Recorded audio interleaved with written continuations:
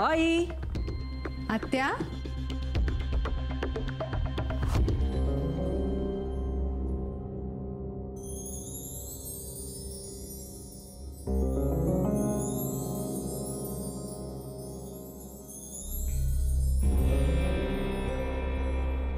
आजींना शुभेच्छा देण्यापूर्वी मला नाही देणार? माझा सुद्धा पहिला दसरा आहे ना माझ्या सासरचा. पहिला आणि शेवटचा.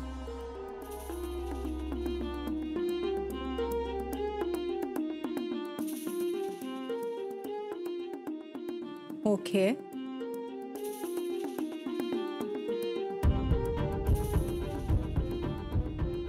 वाटलंच होतं मला. सगळं खरं सांगून टाकण्याचा विचार आहे. हो, आज आईला सगळं खरं खरं सांगणार.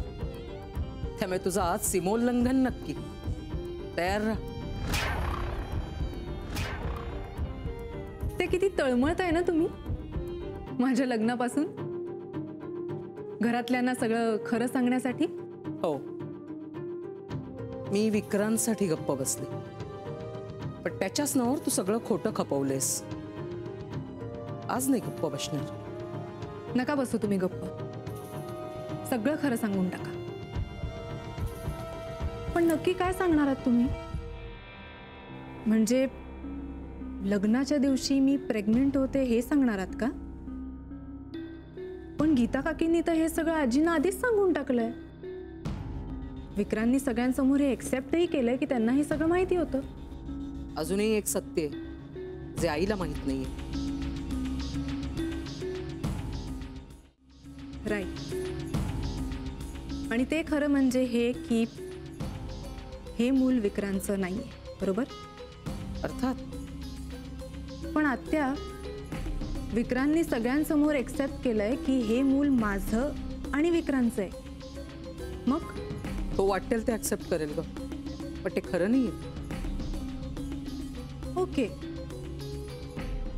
म्हणजे विक्रांत खोटं बोलतायत? आत्या, समजा आता तुम्ही हे सगळं जाऊन आजींना सांगितलं तर त्याचा अर्थ हा होईल की विक्रांत खोटं बोलताय. विक्रांतने एक सत्य लपवलं आजींपासून आणि त्यांना एवढी मोठी शिक्षा दिली आजींनी. आय एम शुअर तुम्हाला हे सगळं माहितीच असेल की घरातलं कोणीही विक्रांतशी बोलत नाहीये. आणि समजा तुम्ही आता सगळं जाऊन आजींना सांगितलं तर हे सिद्ध होईल की विक्रांत सगळ्यांसमोर खोटं बोलले. त्याचे परिणाम काय होतील याचा विचार केलाय तुम्ही आत्या? आत्या, मला माहिती आहे तुमचं विक्रांतवर खूप प्रेम आहे म्हणून मी हे सगळं सांगते तुम्हाला.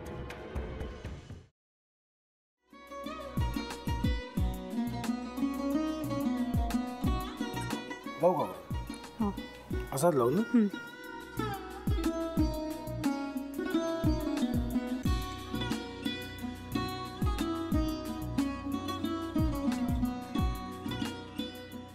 आता काय करायचंय? आता आपण ड्राय स्टफिंग दुसरं काय करणार आपण त्यात?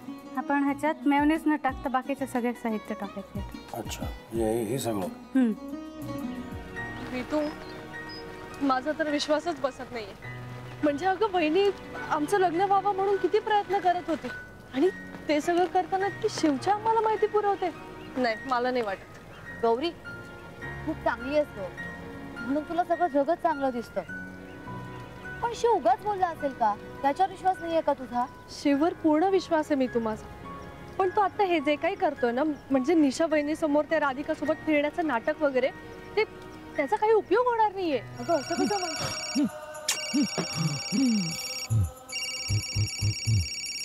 अगं नीलिमा, जतीन भाईंचा कॉल आहे. हो माहिती. रिसीव कर ना. अगं बघ, कट झाला. आता तू रिसीव केला नाहीस म्हणून ते मला करतील. अब पुन्हा आला बघ.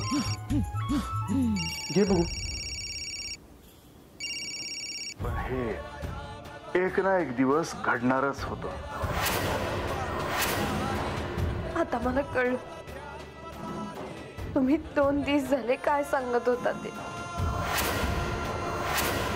बनू हे संकेत असतात आणि हे ठरवून येत नसतात. मी बाहेर तुमची वाट बघते.